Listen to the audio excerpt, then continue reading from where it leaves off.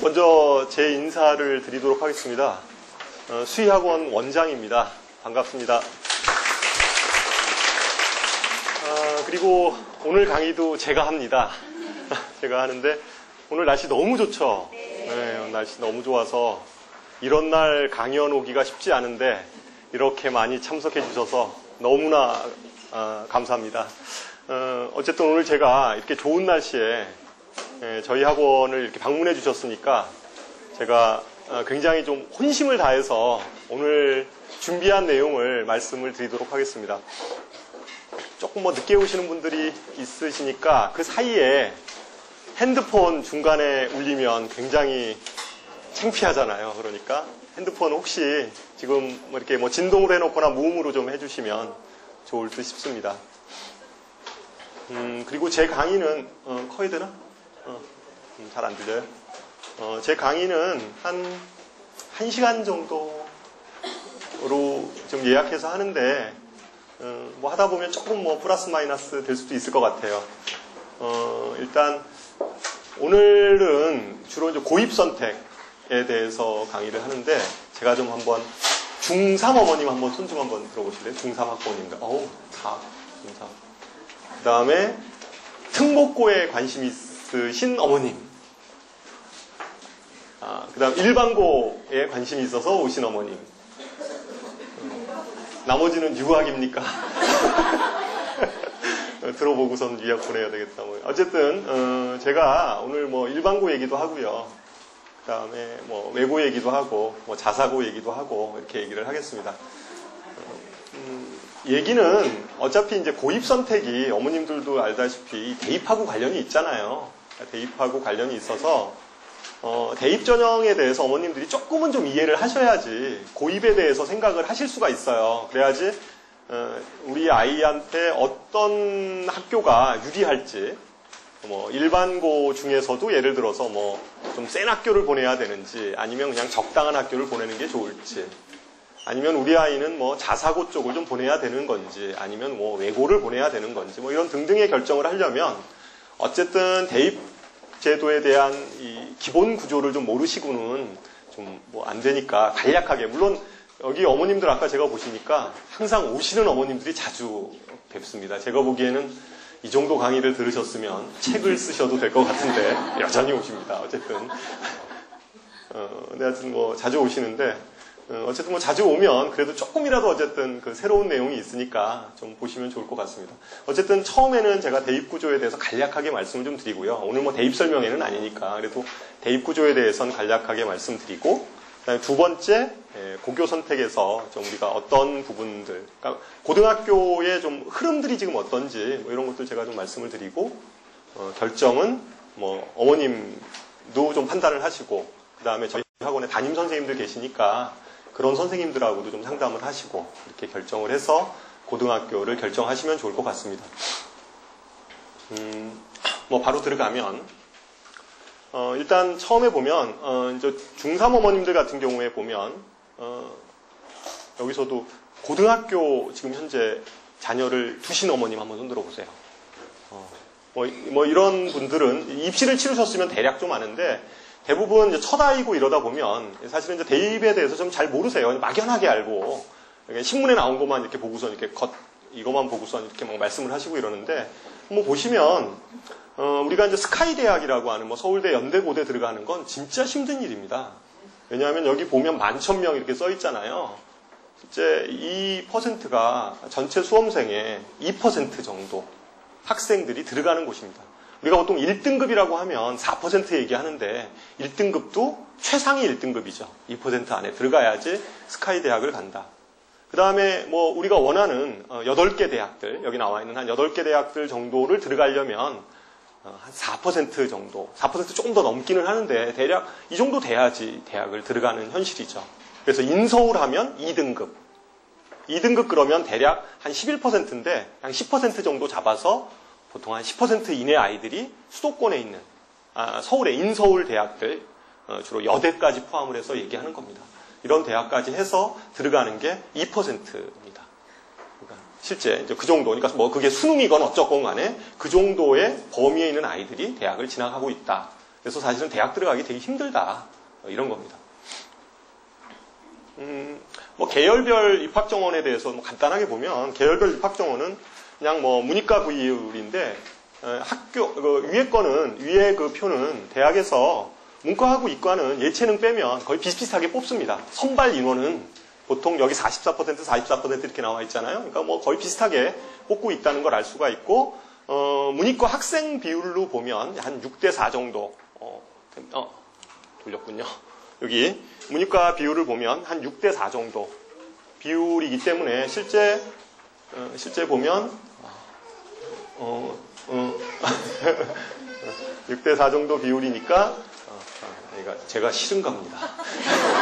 제가 먼저 이런 얘기를 듣는 건 애도 싫어하는 거죠. 싫어해서 얘야.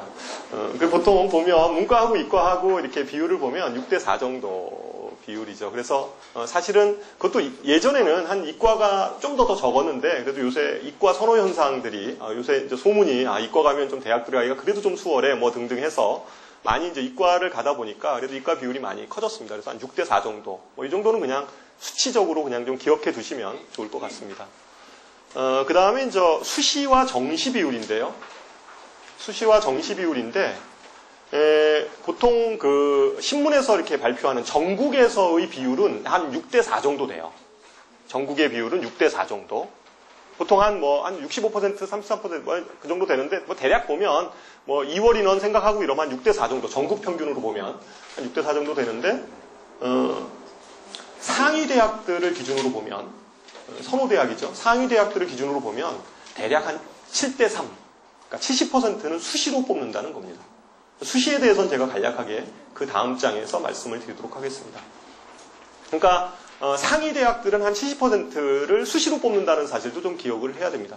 그럼 수시 전형에는 뭐가 있냐? 우리 학생들이 지금 현재 대부분의 여기에 오신 어머님들에 해당하는 자녀분들이 들어가는 수시 전형이 한 70% 뽑는다고 하는데 그러면 수시 전형에서 대표적인 게 뭐냐면 학생부 교과, 그 다음에 학생부 종합, 그 다음에 논술, 요 세 가지가 수시 전형의 주요한 부분입니다. 그 밑에 특기자 전형이나 이런 것들이 있는데 특기자 전형은 뭐 외국어 특기자 전형, 뭐 이런 아주 공인 성적, 어학 실력이 아주 높아서 들어가는 전형이나 아니면 뭐 과고 애들이나 영재고 아이들이 들어가는 무슨 그 과학, 수학 특기자를 그런 아이들을 대상으로 들어가는 대부분이 그런 아이들을 뽑는 전형이 특기자 전형이니까 대부분의 여기 뭐 해당 사항은 없고 제가 보기에는 일반적으로는 학생부 교과, 학생부 종합, 그다음에 논술 요 세 가지입니다.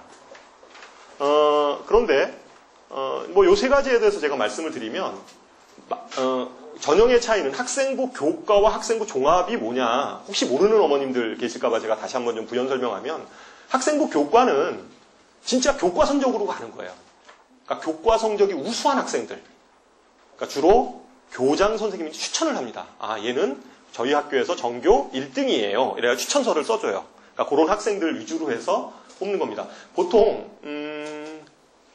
여기 보면 퍼센트가 대략 한 10% 정도. 그러니까 선호대학 위주로 보면 10%고요. 전국대학으로 보면 57%잖아요. 그러니까 전국적으로 보면 교과 전형이 많은데 사실은 우리 학생들이 가고자 하는 그러한 선호대학들 있잖아요. 그러니까 인서울 대학들은 거의 교과 전형으로는 많이 뽑지 않습니다. 그러니까 전국적으로는 이게 더 많아요.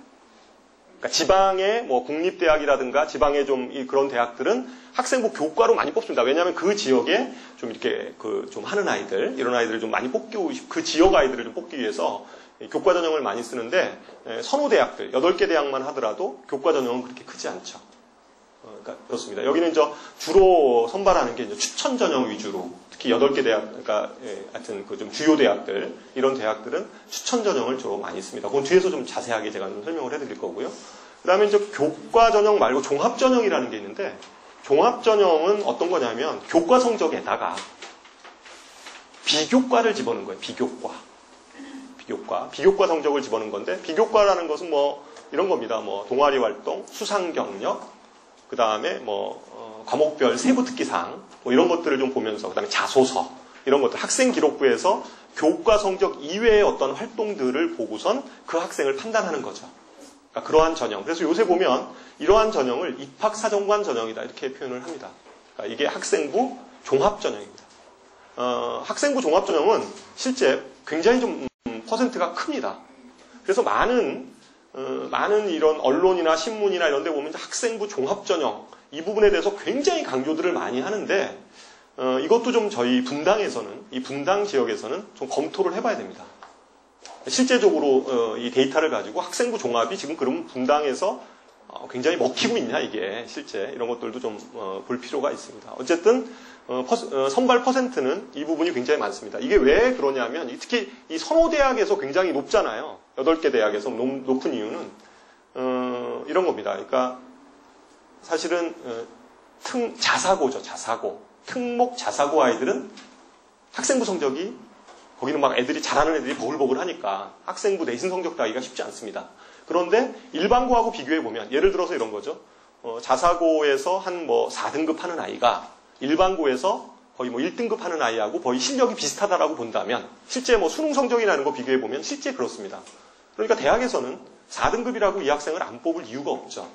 그러다 보니까 교과 성적 플러스 비교과 이런 것들을 비교과라는 그렇잖아요. 이게 그렇다고 그래서 노골적으로 우리 대학은 뭐 예를 들면 용인 부속고를 좋아해. 그래서 너희들은 무조건 뽑아. 이럴 수는 없잖아요. 그거는 고교 등급제에 걸리니까 그런 얘기는 못 하는 거고 어쨌든 그런 학생들 지방의 뭐 자사고나 특목고나 이런 아이들의 그 내신 부분들을 인정해 주면서 다른 어떠한 비교과 활동들을 보겠다라는 게 이 전형의 내용입니다. 그래서 주요 대학에서는 이제 이런 전형의 비율이 높은 이유는 좀 그렇죠.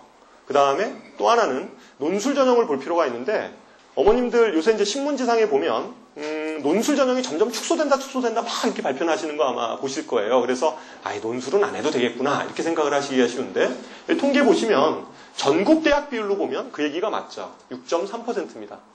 그런데 주요 대학을 보면 거의 30%입니다. 논술로 뽑는 인원이 30%나 되는 거죠. 그러니까 실제 보면 여기서도 보면 거의 뭐 여기가 47% 물론 학생부 종합전형이 큰 거는 맞습니다. 논술전형보다. 근데 8개 대학 보면 한 거의 30% 정도를 논술전형으로 뽑기 때문에 이 전형을 무시하고는 좋은 대학을 진학하기가 쉽지 않습니다. 그래서 논술전형에서도 그냥 우리가 논술이 축소되니까 앞으로 없어질지도 몰라 막 이런 식의 이렇게 신문에서 전국 통계로 보면 맞는데 8개 대학 위주로 보면 그거는 아니다.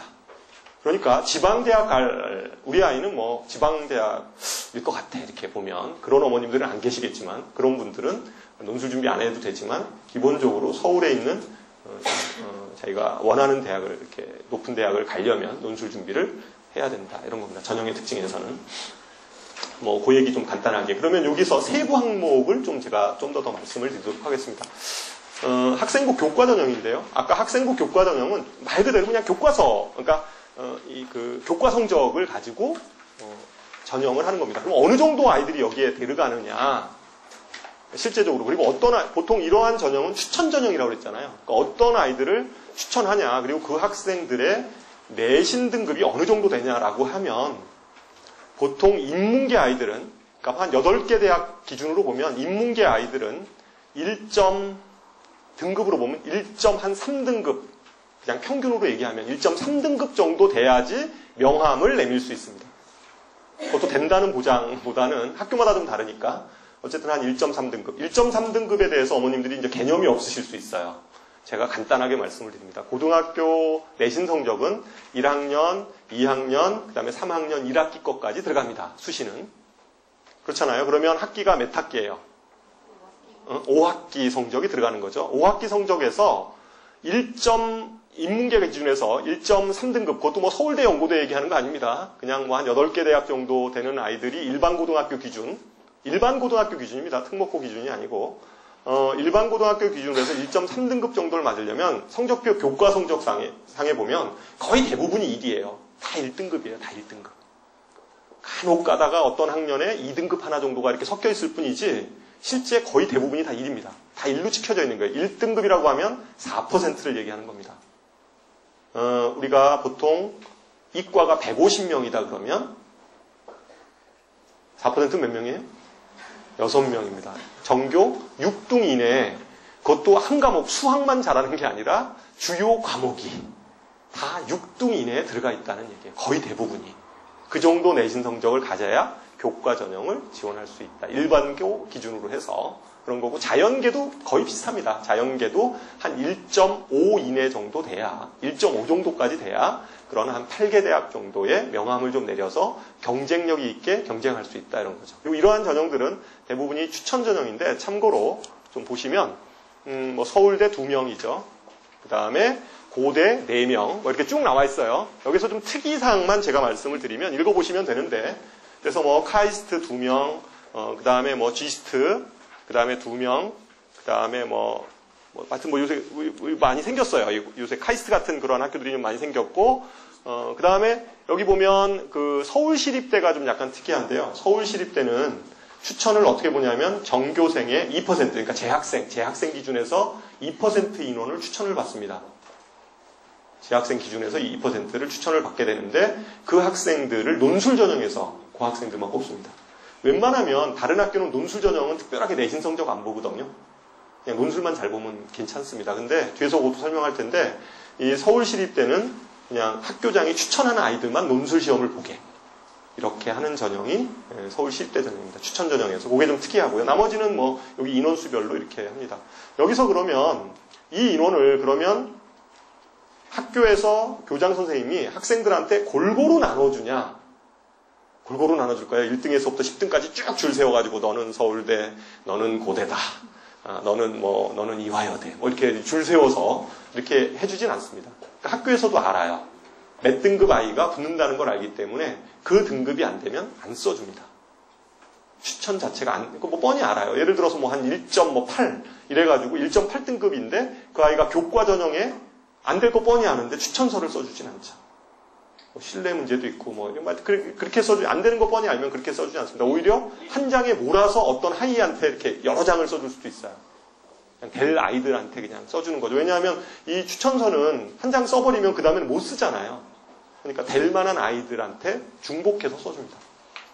그렇게 이게 뭐 순차적으로 1등은 누구, 2등은 누구 이렇게 나눠서 써주지 않는다 이거죠. 그러니까 등급이 돼야 됩니다. 기준 자체가. 그 다음에 여기 한번 간단하게 보면 아까 제가 학생부 교과전형, 여기 한양대학교 교과전형으로 들어가는 학생의 내신 성적을 한번 볼 필요가 있는데, 여기 보면 자연계 학생들 보세요. 이게 평균 등급입니다. 다 1등급 초반 아이들입니다. 뭐 1.0, 1.2 교과전형으로 들어가는 아이들의 등급입니다. 그 다음에 인문도 거의 뭐 1.01 뭐 이런 애들이죠. 다 1등급이란 얘기예요. 뭐 이 정도 등급 아이들이 한양대학교 교과전형으로 가는 아이들입니다. 서울대가 아니라 평균 등급이 그렇습니다. 왜냐하면 어머님들 그럴 수밖에 없는 게요. 전국에 고등학교가 1,500개가 있습니다. 그냥 일반 고등학교가 1,500개가 있는데 그 중에서 전교 5등까지만 그냥 계산해도 산술적으로 7,500명입니다. 그렇잖아요. 그냥 그 5명씩 계산해도 전교 5등 그러면 꼭 전교 1등 계속 하라는 법은 없잖아요. 애들 막 섞여서 하니까. 그런 아이들 대상으로 보면 7,500명이거든요. 아까 서울대 연고대가 11,000명이잖아요. 근데 아까 교과전형 몇 %라고 그랬어요? 8개 대학에서 10%잖아요. 그러니까 당연히 그렇죠. 이건 뭐 숫자적으로 보면 당연히 그렇습니다. 그 다음에 학생부 종합전형에 대해서 말씀을 드립니다. 이거는 제가 어머님들이 좀 감이 오시죠? 고등학교 선택이 어떻게 좀 돼야 되는지 결론 뒤에 가면 점점 이제 감이 옵니다. 뭐 이런 전제가 좀 돼야지 얘기가 되니까 서로 소통이 되니까 우리가 이제 학생부 종합전형은 아까 얘기했듯이 교과 성적만 보지는 않습니다. 그러니까 비교과를 보는데 비교과 그러니까 서류라고 얘기하는 거예요. 그러니까 그게 뭐 자기소개서만 있는 게 아닙니다. 혹시 여기 어머님들 중에서 아이 종합생활기록부 떼어보신 어머님 한번 손 들어보세요. 열람이라도 해봤다. 난 나이스 들어가서. 보셨어요. 나머지 분들은 한 번도 안 보셨군요. 보셔야 됩니다. 우리가 이 종합전형에서 특히 여기서 만약에 뭐 특목을 가려고 하거나 뭐 특목고를 가려고 하거나 외고라든가 뭐 자사고 이런 데 가려면 자소서를 써야 되잖아요. 근데 자소서를 이게 뭐 근거 없이 쓰면 안 된다 이런 얘기를 많이 하시잖아요. 근데 이제 그 근거가 뭐냐면 자소서 내용, 자소서 떼어보면 10개 항목으로 이루어져 있어요. 이렇게 항목이 1번부터 해서 쫙 그 애들 뭐 인적 사항부터 시작을 해가지고 쭉 나와 있는데 거기에 좀 중요한 사항이 뭐냐면 그 수상 경력, 수상 실적을 적는 난이 있습니다. 중요합니다.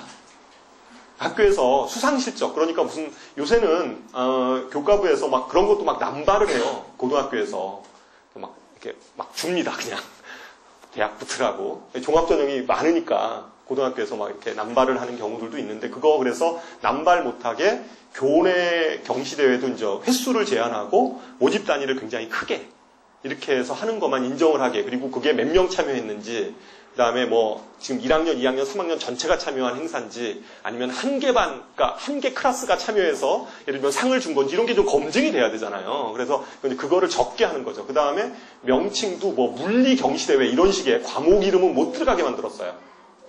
그러니까 이제 어떻게 쓰냐면 무슨 뭐 창의력 경진대회 뭐 이런 식이에요. 이름이 그렇게 돼 있어요. 창의력 경진대회. 그래서 이제 이런 식으로 이제 수상실적 이거 굉장히 중요합니다. 수상실적. 그래서 무슨 하여튼 학교에서 이렇게 하는 수상실적 이런 것들 잘 관리를 할 필요가 있죠. 왜냐하면 딱 우리가 보통 제가 대학 선발하는 입학사정관이라 하더라도 처음 딱 보면 교과 성적은 다 비슷비슷할 거라는 거죠. 이 아이들 비슷하거든요, 사실. 비슷해요. 그만한 아이들이 이제 지원을 하니까. 그러면 나머지는 다 적을 거 아니에요. 비교과 활동인데 수상실적 있는지 먼저 보겠죠. 수상실적 있는지 볼 거고, 그 다음에 예. 그게 교내 수상이. 그럼요. 교내 수상입니다. 그러니까 교외 수상은 적지 못하게 돼 있는데 특기자 전형 같은 경우는 이렇게 집어넣을 수 있도록 뭐 이렇게 돼 있는 학교들도 있습니다. 특기자 전형은. 근데 이제 종합 전형에서는 못 적게 돼 있어요. 그런 것들은 다 못 적게 돼 있고 고등학교 들어가서도 그거 중요하고, 그다음에 창의적 체험 활동이라는 그 난이 있어요. 창의적 체험 활동. 저희는 그냥 창체라고 부르는데 창의적 체험 활동도 중요합니다. 그게 뭐냐면 동아리 활동 이런 것들이에요. 동아리 활동 적는데 그런 것들이 좀 개념 있는 학교는요. 그거를 선생님이 안 적습니다. 무슨 얘기인지 아시겠죠? 선생님이 안 적어요. 왜냐하면 선생님들이 그 아이들 다 몰라요.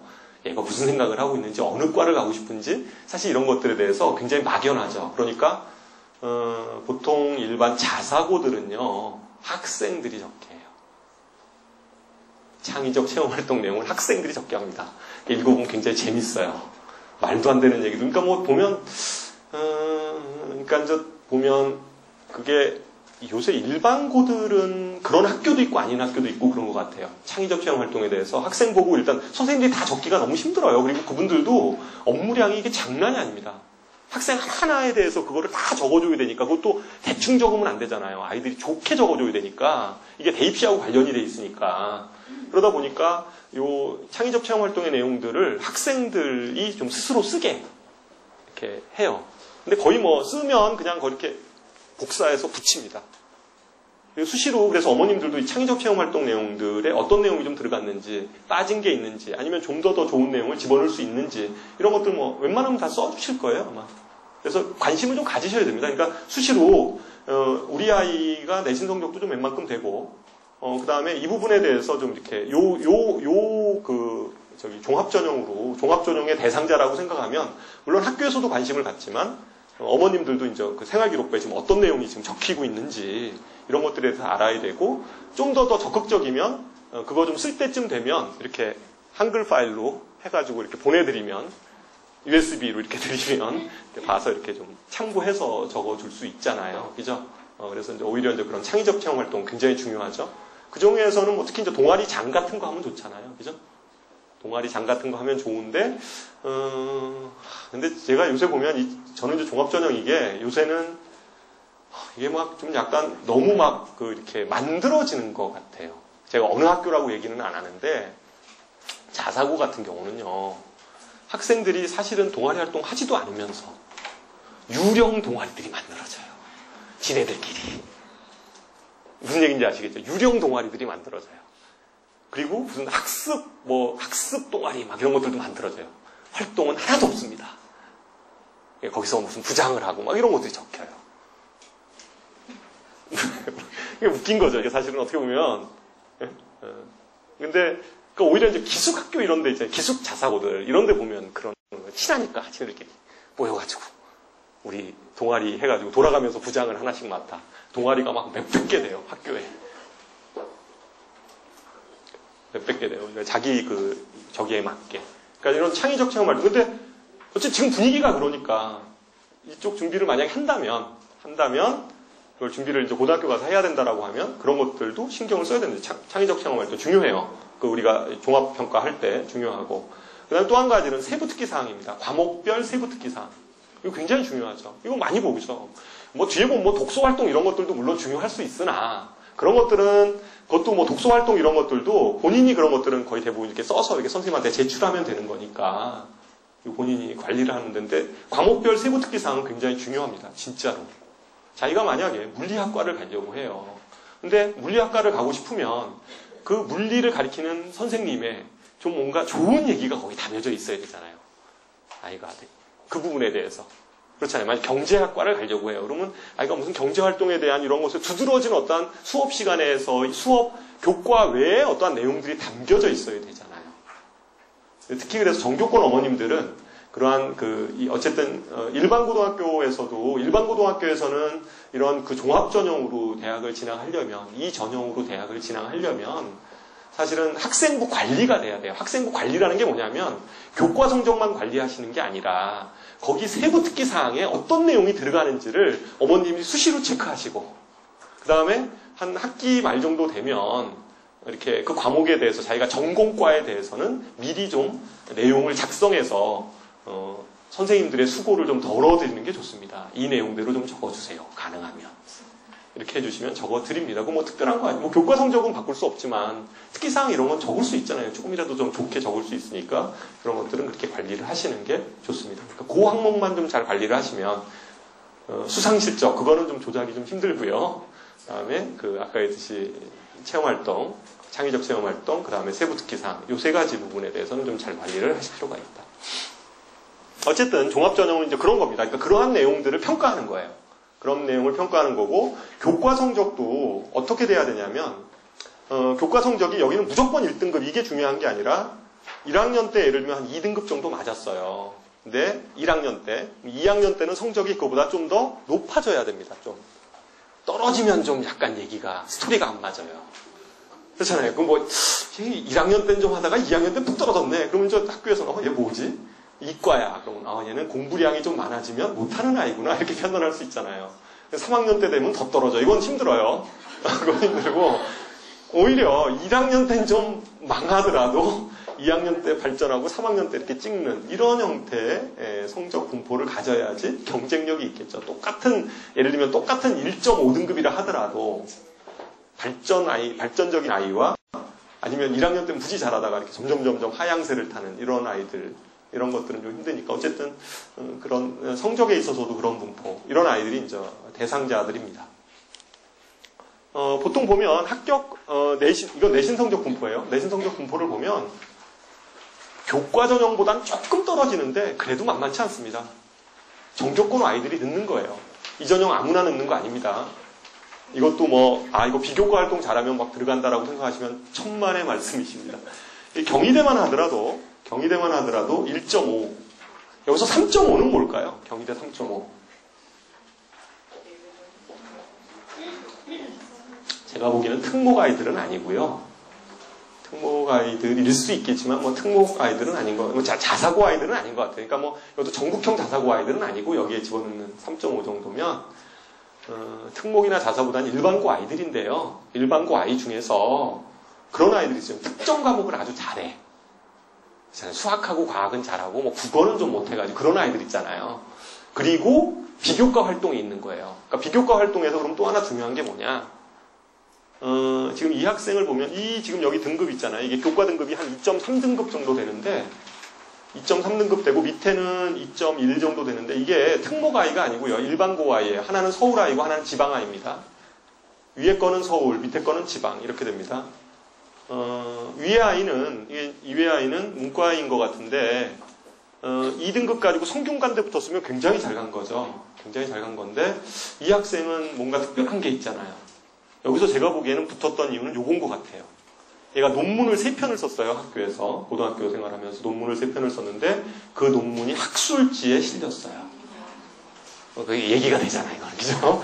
그냥 논문을 쓴 게 아니라 요새 보면 논문도 대필하는 부모님들이 조금 좀 이렇게 가방끈이 기시면 뭐 주제 하나 정해가지고 이렇게 대신 이렇게 써주시는. 근데 좀 이렇게 요새 한창 좀 유행이긴 한 것 같아요. 논문 쓰는 것도 이렇게 유행입니다. 유행인데 어쨌든 뭐 이 논문도 그냥 아무나 뭐 내신 3등급이 논문 써가지고 좀 쉽지 않습니다. 최소한 좀 뭐가 돼야 돼요. 내신 성적도 좀 되고 이래가지고 논문이 돼야 되는 거니까 어쨌든 이런 뭐 논문을 이 학생도 보세요. 지방학생인데 뭐 그럴듯한 논문을 써요. 현 모바일 디스플레이에 관한 고찰과 향후 보가 굉장히 어려운 논문을 하여튼 쓴 거죠. 뭐 이런 것들이 아마 되지 않았을까. 그리고 내신 성적도 아마 제가 보기에는 이런 학생들은 1학년 때보다 2학년, 3학년 좀 상승 곡선을 분명히 탔을 거고 주요 과목, 자기가 지원하려고 하는 과목만큼은 굉장히 좀 퍼펙트한 이런 거고 그 다음에 이 학생은 교내 경시대회상이 있잖아요. 그렇죠? 경시대회상들이 있고 뭐 이런 것들이 좀 여기는 이제 문과, 이과 어쨌든 이런 아이들이 이제 종합전형으로 붙는다. 감이 좀 오시죠? 그 다음에 논술 전형에 대해서 간단하게 말씀을 드리면 지금 제가 얘기 드리는 거는 그냥 고등학교 들어가면 아이들이 이제 이런 입시 과정에서 아이들이 대학을 지나간다라는 것들을 보여드리기 위해서 말씀을 드리는 겁니다. 논술 전형은 학생부 성적은 5등급까지 괜찮습니다. 5등급. 보통 5등급이면 중간 이하예요. 반에서 일반 고등학교 학생도 마찬가지입니다. 중간 이하입니다. 중간 이하. 보통 우리가 4등급 그러면 40%예요. 4등급이. 3등급이 한 20%, 23%인데 우리가 4등급 그러면 40%니까 보통 한 내신 한 4등급 정도 되더라도 그런 아이들이 그냥 논술 전형 지원해도 감점 거의 없습니다. 대신에 논술 전형을 지원할 수 있는 요 전형은 수능 최저 있죠? 수능 최저 기준이 있어요. 그러니까 그거를 맞춰야 되는데 수능 최저 기준이 꽤 높습니다. 실제. 문과 같은 경우는 보통 2등급 3개. 이과 같은 경우는 2등급 2개를 요구합니다. 그리고 논술을 보는 대학은 다 상위권 대학입니다. 상위권 대학이에요. 그러니까 하위권 대학들은 혹은 지방대학은 논술 보는 대학 거의 없습니다. 그러니까 주로 서울에 있는 주요 대학들만 논술을 본다. 그래서 논술 부분은 논술을 보려면 이 최저 기준을 맞춰야 되고요. 이게 제일 중요해요. 그래서 내신이 5등급 아이가 시험은 볼 수 있어요. 지원을 할 수는 있습니다. 수시 원서는 쓸 수 있는데 내신 이 최저를 못 맞춰서 못 보러 가는 경우가 많아요. 그러니까 아이들이 원서는 내놓고 그냥 원서비만 날리는 거죠. 그러니까 수능 최저를 못 맞춰가지고. 그러니까 보통 이 논술 시험은 수능 전에 보기도 하는데 연대나 이런 데는 수능 전에 봐요. 그런데 대부분은 수능 끝나고 보거든요. 그래서 미리 수시 원서를 다 써놓고 수능 끝나고 나서 논술을 보기 때문에 아이들이 이 최저 기준을 못 맞추면 안 뽑아주잖아요. 그러니까 뭐 보러 갈 필요가 없는 거죠. 그래서 보통 대부분의 아이들은 한 2, 3등급 아이들이 보고요. 나중에 뒤에서 제가 말씀을 드리겠지만 분당 지역에서는 이 논술 전형에 대해서 주목해야 되는 지역입니다. 왜냐하면 분당 지역은 상층이 굉장히 두꺼운 지역이에요. 다른 지역에 비해서. 그래서 학생부 교과나 학생부 종합 전형으로 대학 들어가기가 그렇게 쉽지 않습니다. 일반고잖아요. 일반 고등학교에 해당하는 거고 그러려면 상당히 내신 성적도 관리가 돼야 되고 교과 전형에서는 종합 전형은 내신 성적 플러스 비교과가 관리가 돼야 되지 않아요? 그러니까 실제 그런 학생들이 대상자가 그렇게 많지 않습니다. 그렇기 때문에 대부분의 학생들은 논술 전형, 분당 지역의 통계를 보더라도 논술 전형으로 주요 대학에 합격하는 사례가 훨씬 더 많습니다. 학생부 교과나 학생부 종합보다. 실제 그렇습니다. 그래서 이 논술에 대해서 그냥 가볍게 보시면 안 된다. 분당 지역에서는 꼭 좀 잘 기억해 두시고. 뭐 간단하게 보면 논술 전형에서는 뭐 4등급까지 하더라도 몇 점 감점돼요? 1등급하고 4등급하고의 점수 차이가 0.6점뿐이 차이 안 납니다.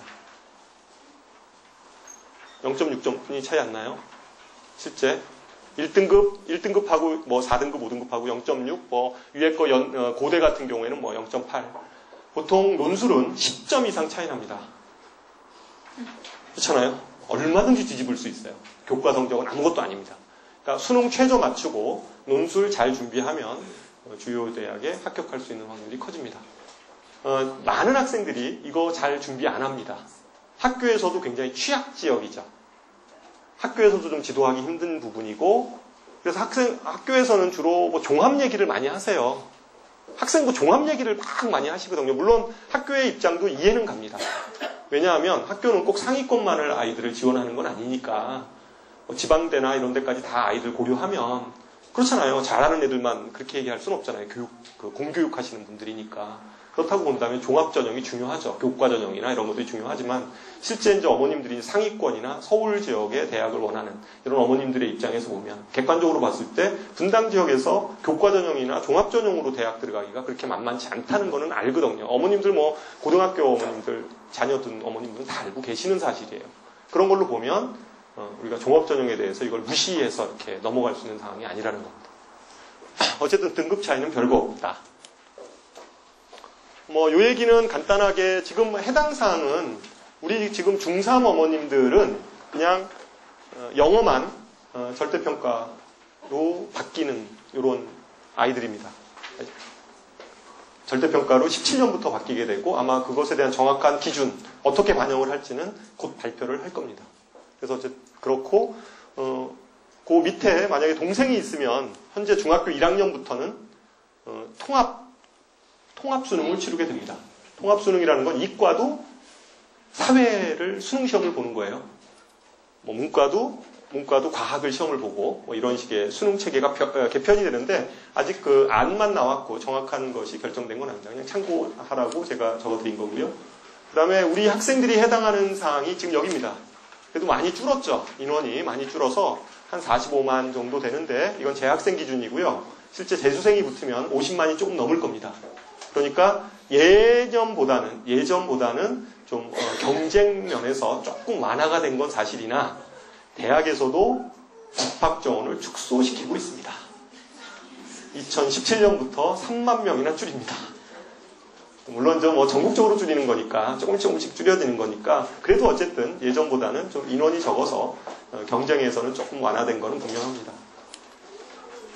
그래서 제가 일부에서 대학 입시에 대해서 큰 흐름을 좀 보여드렸고요.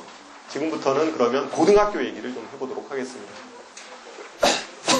고등학교는 뭐 어머님들 보면 일반고 선택할 건지 아니면 외고 갈 건지 아니면 자사고 갈 건지 뭐 우리 지역에서는 자사고가 지역 자사고는 없잖아요. 그죠? 서울처럼 무슨 뭐 휘문고등학교 이런 그 지역형 자사고는 없고 우리 지역에서 가는 자사고는 주로 광역형 자사고이거나 그러니까 뭐 동산고나 뭐 이런 쪽이거나 아니면 전국 선발 자사고를 저희가 이제 선택할 수밖에 없죠. 그래서 저희 지역에서는 좀 많이 가는 부분이 용인 부속. 제가 자꾸 이름이 용인외고 항상 그래가지고 거의 외고가 아니라 용인 자사고죠 거기가. 용인 부속고 하고 그 다음에 상산고 쪽도 좀 많이 가는 것 같고요.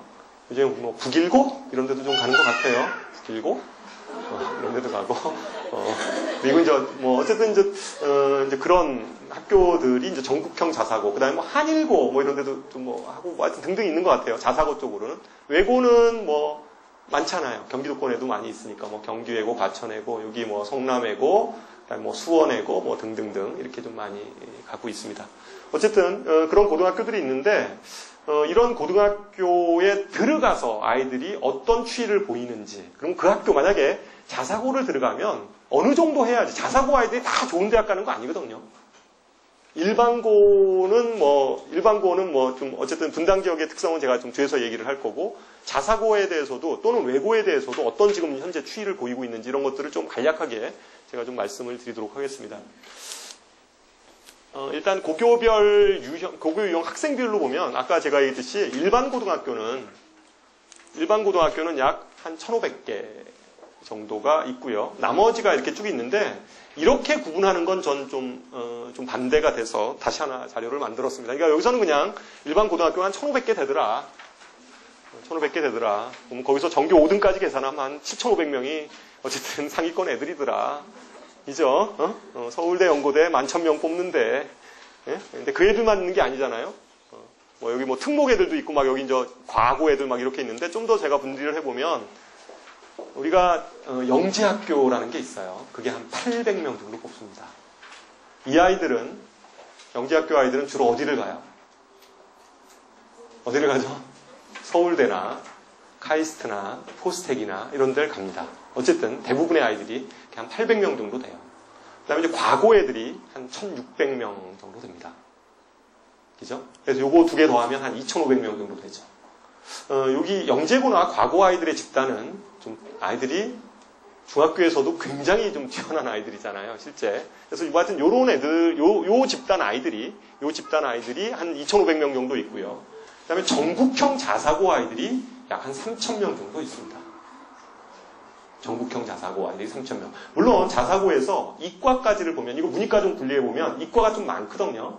그래서 거기서 한 뭐 3,000명 중에서 한 2,000명 정도가 이과라고 가정을 하면, 그죠? 이과라고 가정을 하면, 여기 2,000명, 그 다음에 여기 한 2,500명. 그러면 대략 한 4,500명 정도 되잖아요. 그죠? 4,500명 정도 되는 아이들이 이 상위 집단을 이루고 있죠. 그런데 여기서 보면 물론 여기서 이제 뭐 지역 단위 자사고 이건 또 뺐어요. 이건 뭐 전국형 자사고니까 전국형 자사고 아이들은 진짜 우리 주변에도 보면 상산고나 용인외고 가는 아이들이 전교권 아이가 가잖아요. 중학교 때. 그렇지 않습니까?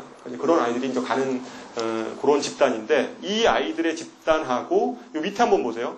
서울대가 이과만 기준으로 보면 한 1,500명 정도 됩니다. 그래서 반반 뽑는다고 하면 1,500명. 그 다음에 카이스트하고 포스텍이 뽑는 인원이 한 1,000명 정도 돼요. 대략. 2,500명. 그죠? 다행히도 의대가 풀렸습니다. 3,000명이 있는 거예요. 그죠? 그럼 대략 한 5,000명 정도가 상위권에서 빠져나가는데, 그죠? 상위권에서 빠져나가는데, 대략 보면, 그냥 인원으로 대략 보면, 여기 상층에서 대략, 아까 얘기했던 한 4,500명 정도, 4,500명 정도의 아이들이 여기서 서울대 빼고, 나머지 이쪽으로 좀 이렇게 그냥 기준으로 보면, 대부분이 여기 영재학교 애들이나 과고 애들은 카이스트나 포스텍 쪽으로 많이 가니까, 물론 서울대 쪽으로도 가긴 하는데, 그러니까 대략 보면, 여기 인원 정도가 이제 세이브가 된다라고 볼 수 있죠. 물론 여기 자사고 애들이 다 여기 가고 이런 건 아니라는 건 알아요. 그런데 뭐 대략 그냥 인원수 비율로 보면 뭐 그 정도를 보면 됩니다. 그래서 사실은 문과는 외고가 한 7,000명 정도 돼요. 이과는 의대로 좀 빠져나가는 게 굉장히 큽니다. 그리고 카이스트 포스텍으로도 많이 이런 영재고 과고 애들이 빠져나가 주고 있거든요. 대부분의 아이들이 좀 빠져나가 주고 있으니까 상층 자체가 좀 없어져 주는 거예요. 상위권 아이들이. 이과는 그러니까 이제 그 밑에서부터 서울대부터 채워나가기 시작하는 거죠.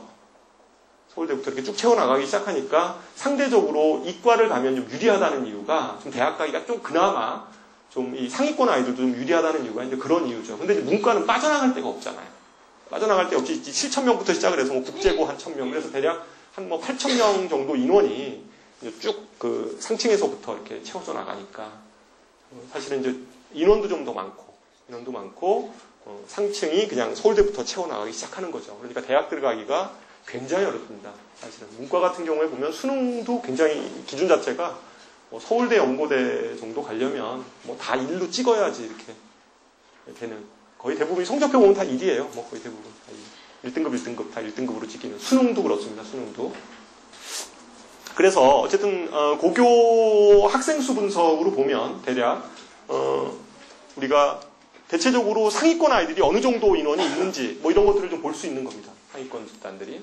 근데 그렇다고 해서 현재의 대학 입시 구조에서 저는 그렇게 생각을 하는데 그러면 이게 무조건 자사고에 유리한 뭐 아까 뭐 종합전형 뭐 등등 얘기를 하니까 이게 뭐 자사고에 유리한 전형이냐 그렇지는 않다고 봐요. 왜냐하면 나중에 그 뒤에 제가 표에 보면 거의 일반 고등학교가 어느 대학이건 간에 일반 고등학교가 한 50% 정도는 차지하고 있어요.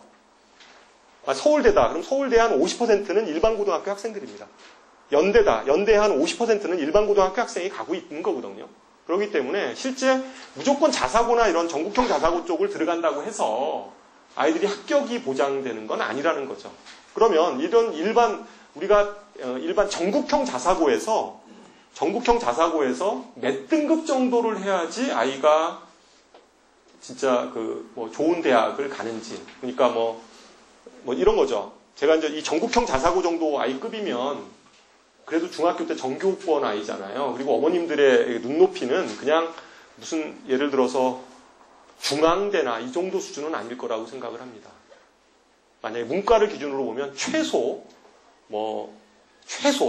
만약에 전국형 자사고 아이야. 그러니까 용인 부속고 아이예요. 문과 학생입니다. 예를 들어서 이제 그런 학생이라고 하면 제가 보기에는 아이가 한 성균관대 글로벌 경영 이런 데 있잖아요. 그러니까 삼성 취직을 좀 염두에 둔 그 정도까지를 아마 생각을 할 거라는 거죠.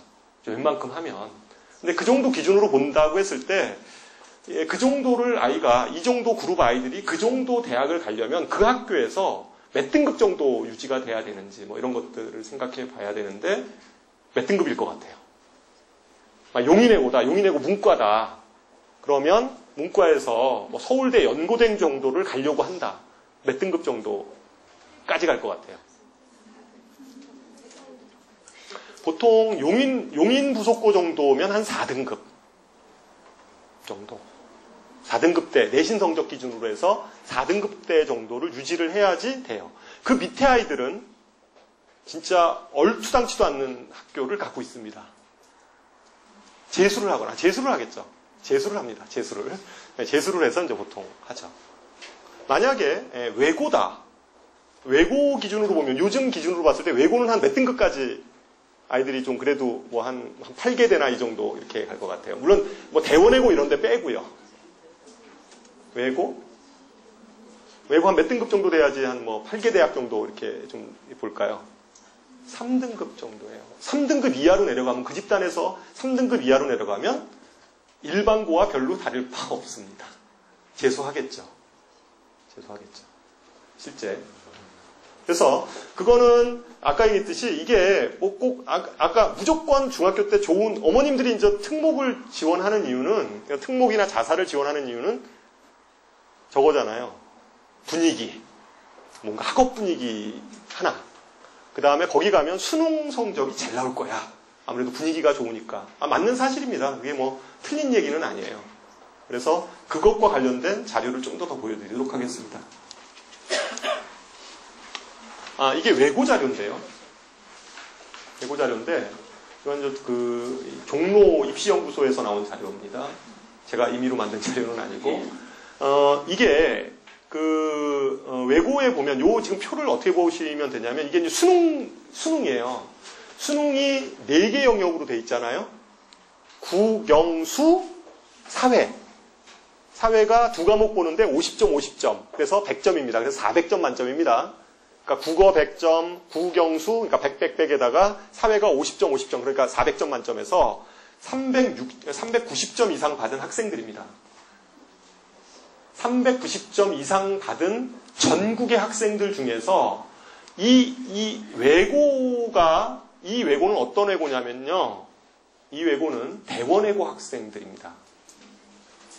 대원외고 학생, 이거 아니죠. 이게, 잠깐만요. 아닙니다. 죄송합니다. 이거 외고입니다.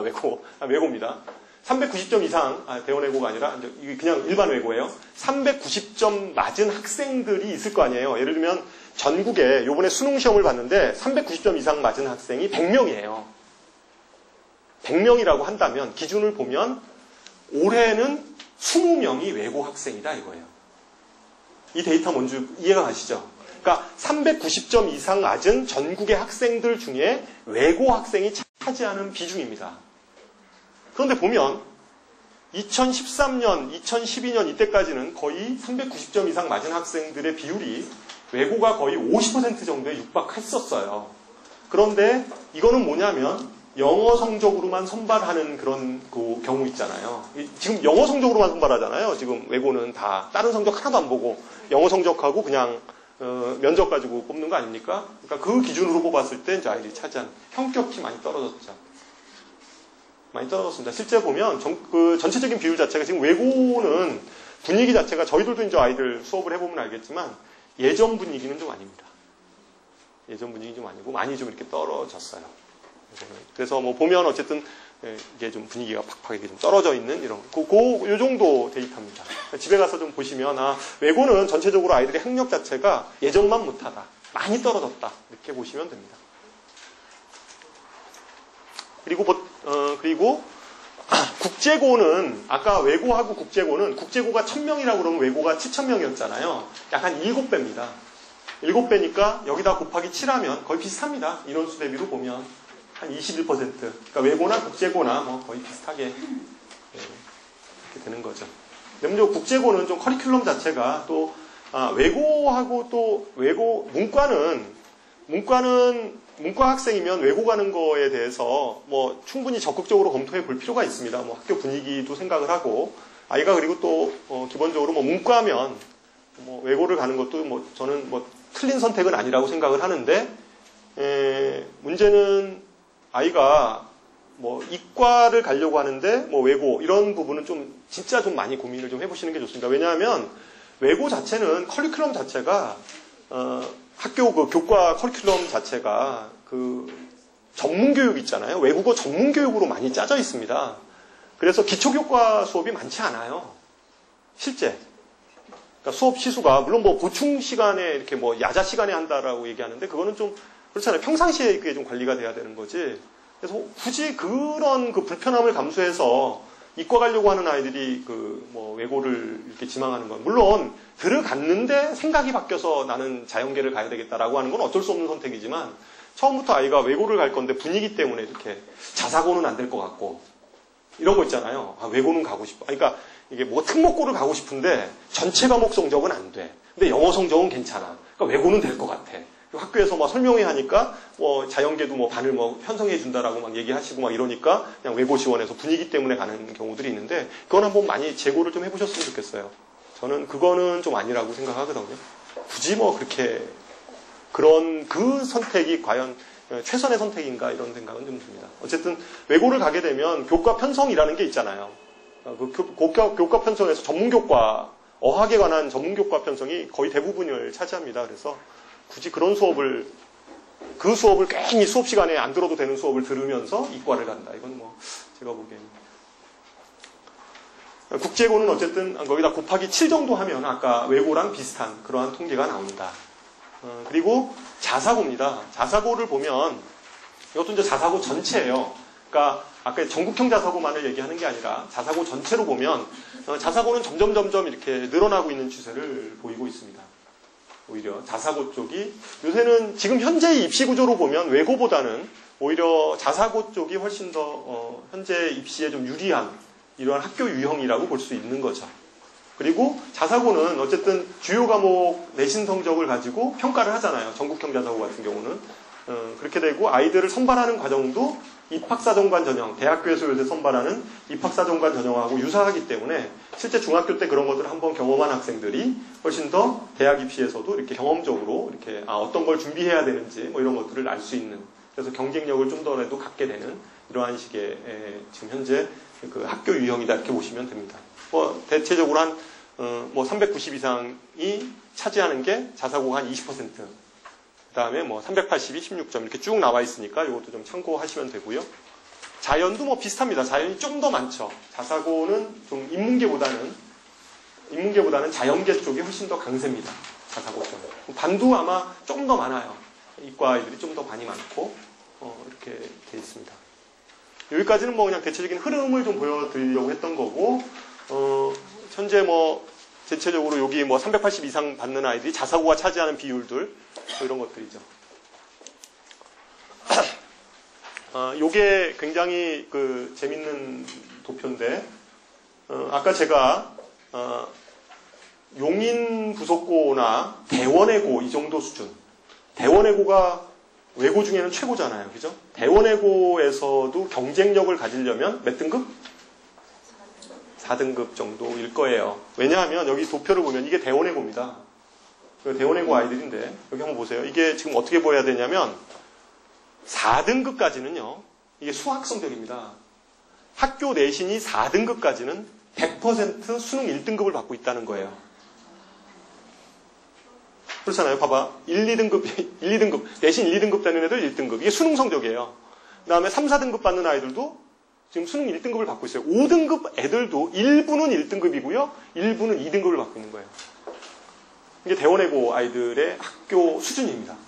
근데 이 정도 수준을 어느 정도까지 저는 확대시킬 수 있다라고 생각을 하냐면 용인 부속고도 대원외고급이잖아요. 그죠?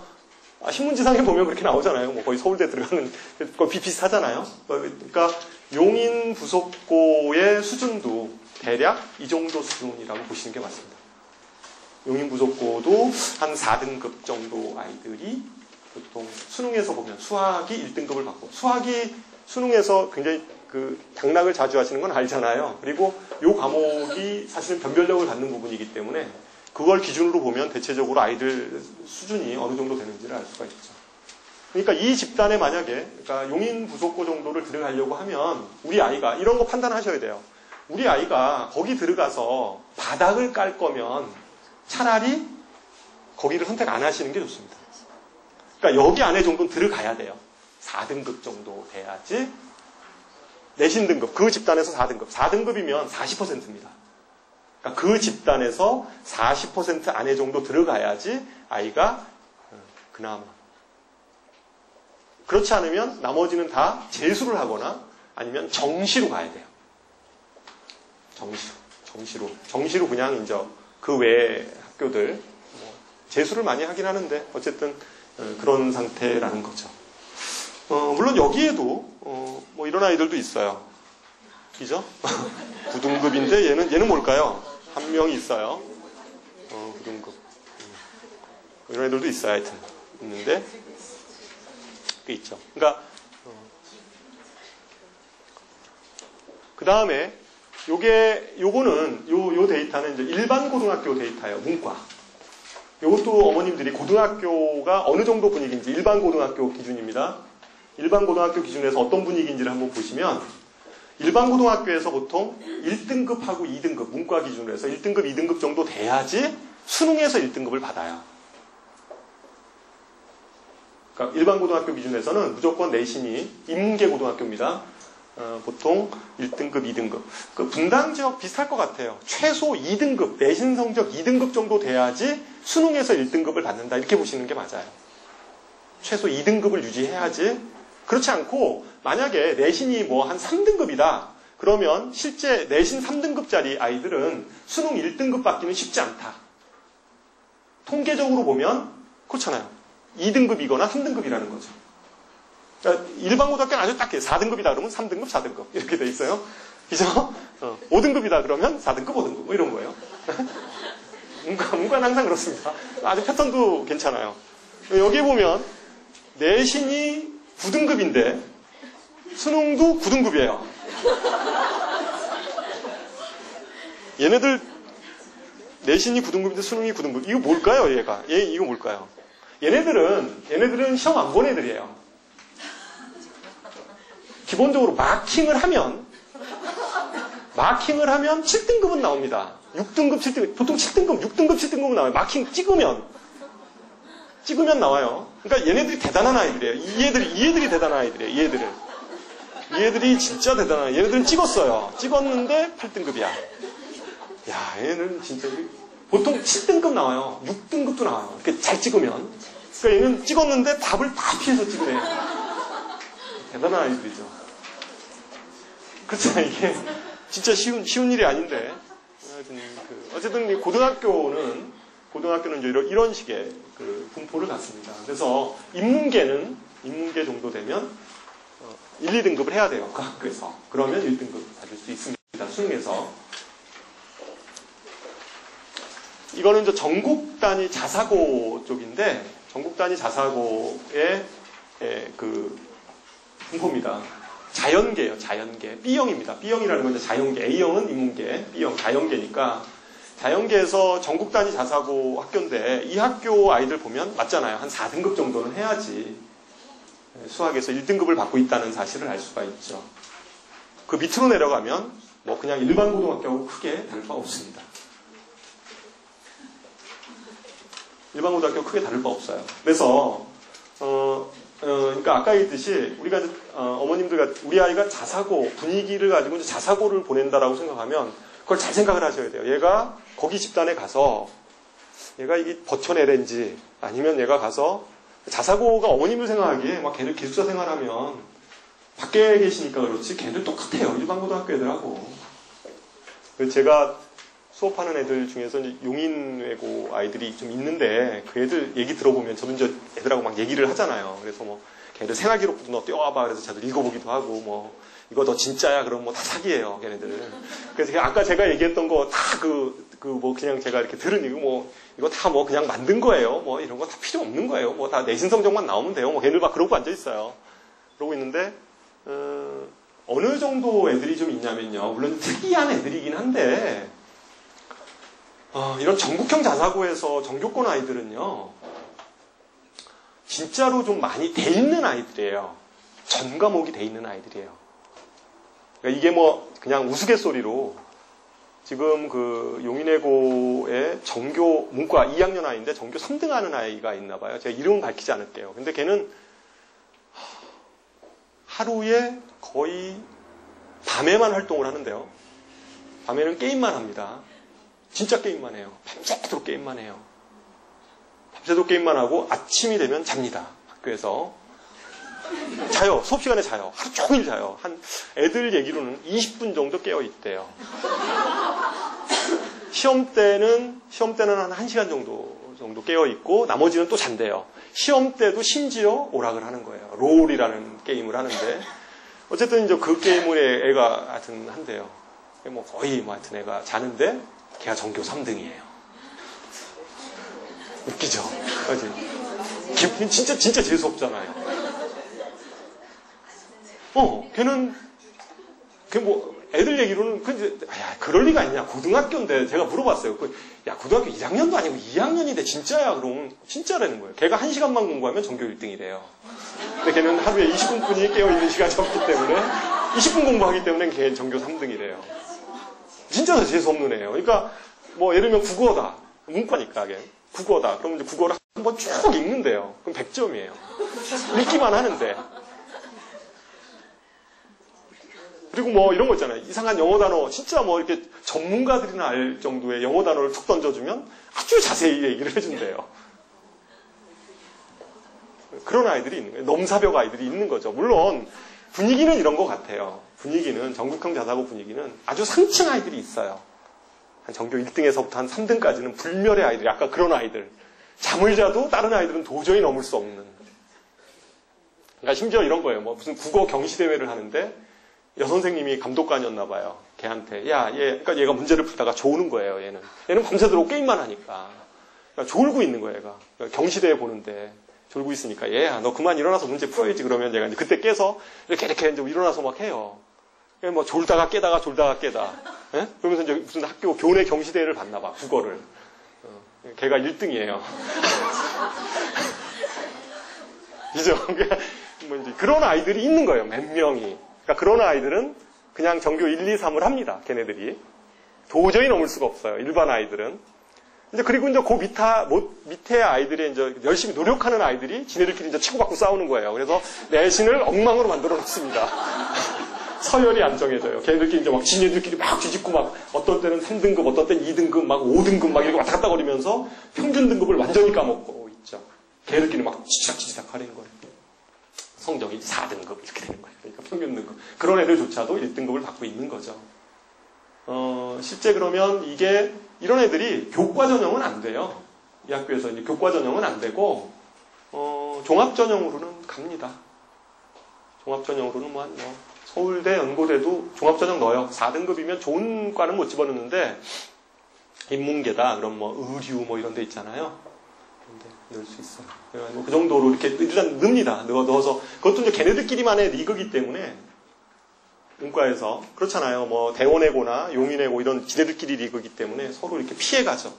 내가 이거 썼으면 난 이쪽 안 쓰고 이런 식으로 피해가서 넣기도 하는데 어쨌든 전체적인 분위기는 이제 그런 분위기. 근데 그런 분위기를 아이가 버텨내지를 않으면, 그러니까 거기서 여기 부류하면 사실은 보낼 필요 없죠. 오히려 그냥 일반 고등학교 가서 잘하게 하는 게 좋아요.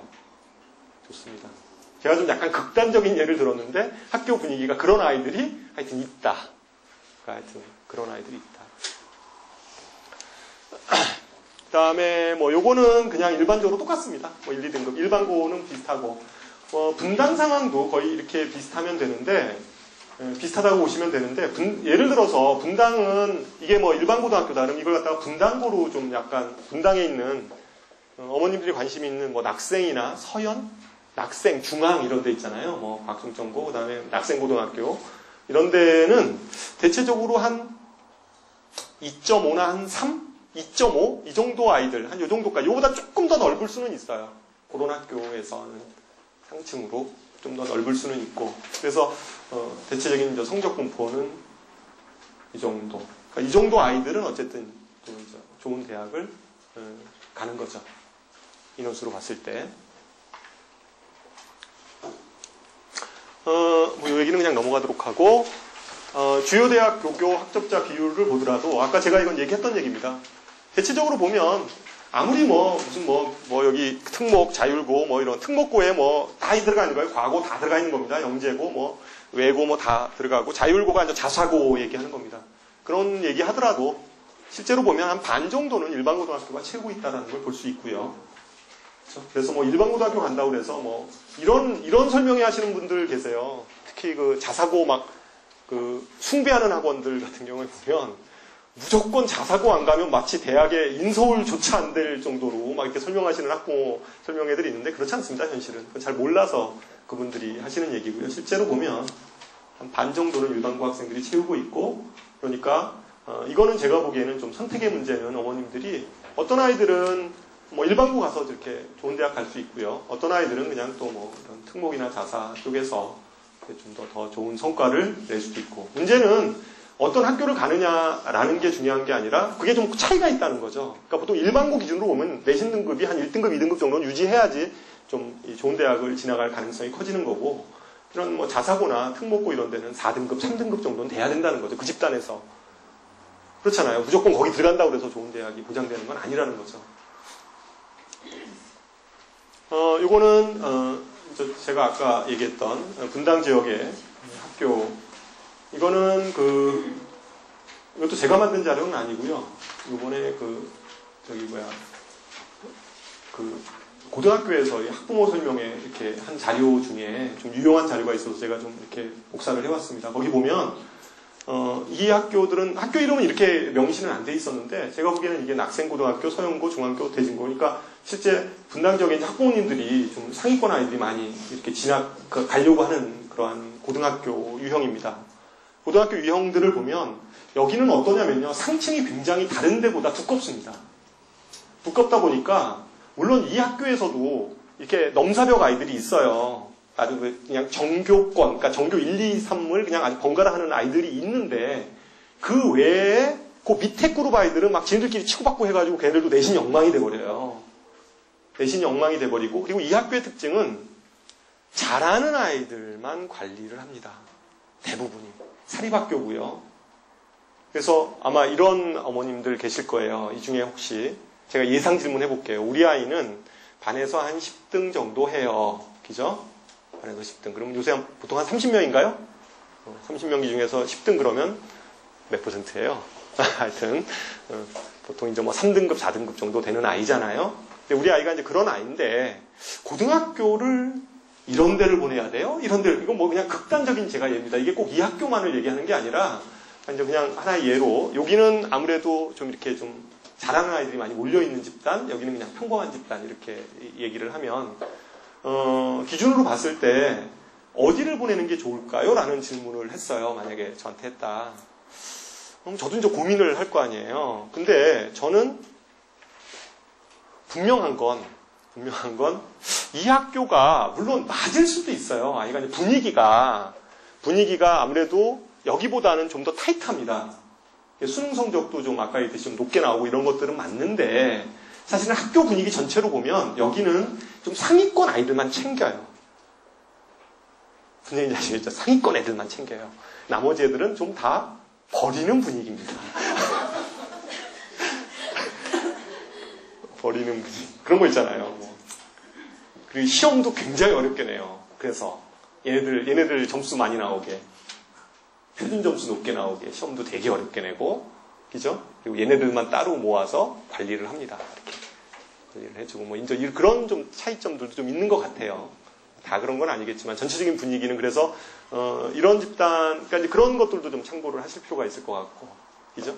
뭐 학교가 다 그렇다는 얘기는 아니고, 뭐 전체적인 분위기가 아마 그럴 거다. 그리고 이런 데는 그러다 보니까 학생부 종합전형이나 학생부 교과전형 이런 부분들이, 특히 학생부 종합전형이 이 그룹보다는 굉장히 적어요. 그죠? 대상자들이 그렇게 많지 않다는 거죠. 이런 데는 비교적 서열이 좀 딱 정해지고 그런 것들에 대한 변동폭이 크지 않은데, 등급에 대한 변동폭이 이렇게 서열이 쭉 정해져가지고 이제 변동폭이 크지 않은데, 얘네들은 지네들끼리 막 치고받고 싸우니라고 이게 완전히 이제 내신 등급이 아주 엉망이 돼버려서 이 종합전형의 기본적인 이 교과 내신이 받쳐주지 못하는 거죠. 그러다 보니까 그 아이들은 대부분이 내신 성적이 안 되니까 다 어디로 가요? 논술로 가는 거예요. 그러니까 논술의 비중이 상대적으로 굉장히 큽니다. 이 학교 아이들은. 그러니까 그 아이들이 학생부 내신 성적이 낮다고 해서 뭐 공부를 또 못하나 이런 건 아니잖아요. 잘하니까 그런 아이들이 이제 이쪽으로는 수시를 넣을 수 없으니까 다 논술 쪽으로 해서 대학을 진학하고 있죠. 그래서 분당 지역은 상대적으로 보면 다른 지역보다 굉장히 커요, 이게. 다른 지역보다도 실제 논술로 들어가는 비율이 굉장히 큽니다. 왜냐하면 분당 지역의 그 성취도 평가를 보면 다른 지방고등학교하고 분당 지역하고 비교를 해보면 그다지 편차가 크지 않아요. 크지 않습니다. 분당이 그 지역, 이게 교육특구라고 그러잖아요. 그러니까 교육특구인 지역과 교육특구가 아닌 지역의 차이점은 어떤 차이점이냐면, 요 차이예요. 보통 그런 얘기 좀 많이 하는데, 교육특구가 아닌 지역은 보통 이런 형태입니다. 여기가 상층이에요. 밑에고. 상층이 좀 굉장히 얇아요. 상층이. 그래서 보통 보면 지방에 보면 뭐 전교 1, 2등 하는 애들이 계속 해요. 그냥 걔들은 계속 내신 평균 등을 내면 1입니다. 1. 근데 분당 지역은 안 그렇고 이렇게 되질 않고 이런 형태죠. 여기도 많아요. 여기도 많아요. 여기도 많아요. 여기도 많고 중간이 별로 없고 오히려 여기가 많아요. 이렇게. 여기서 이렇게 자르면 이렇게 많아요. 이렇게. 이 면적이 많은 거죠. 그러니까 내신이 불리한 지역이에요, 이 지역은.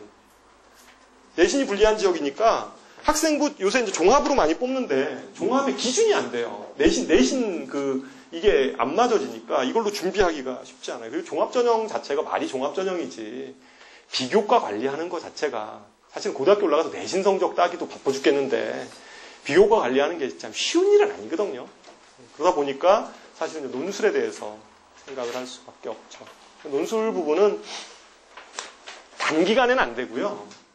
좀 조금씩 계속 시켜야 돼요. 특히 분당 지역은 과학을 굉장히 좀 늦게 시키는 지역이라고 알려져 있어요. 이과 같은 경우는. 문과도 마찬가지로 이제 사회 뭐 이런 부분들 좀 특히 이제 이과 같은 경우에는 과학을 좀 굉장히 늦게 시키는데 그걸 좀 중학교 때 좀 미리 좀 시켜놓으면 논술은 이과는 수학하고 과학 보는 거잖아요. 수학 문제 풀고 과학 문제 푸는 거거든요.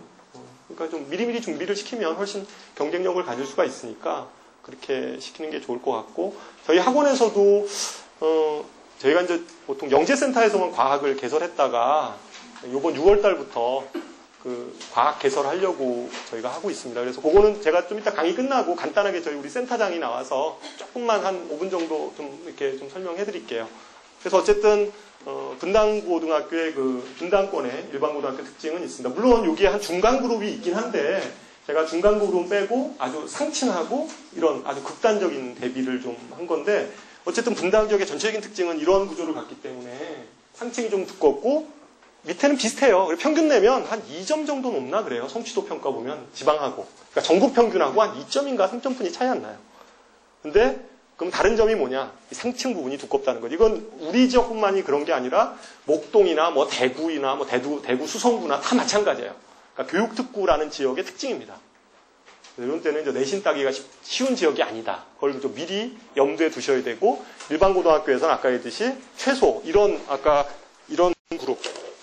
그룹의 학교에서는 최소 2등급대를 유지해야 돼요. 2.5, 2.7, 하여튼 3 넘어가면 좀 하여튼 좀 그렇습니다. 그러니까 2등급대를 유지해야지 좀 그 상위권 대학에 진입할 가능성이 크다. 이렇게 보시는 게 맞습니다. 이제 뭐 다 끝난 것 같아요. 그래서 뭐 결론은 이겁니다. 결론은 뻔한 질문인데 뭐 그 얘기를 좀 제가 자세하게 여러 가지 상황을 가지고 좀 말씀을 드렸으니까 그걸 가지고 나머지는 저희 또 담임 선생님들이 상담해 주실 거니까 상담해 주시고, 오늘 저희 학원에 처음 방문하셔서 혹시 뭐 상담을 원하시는 분들은 제가 이 자리에서 좀 상담을 해드릴게요.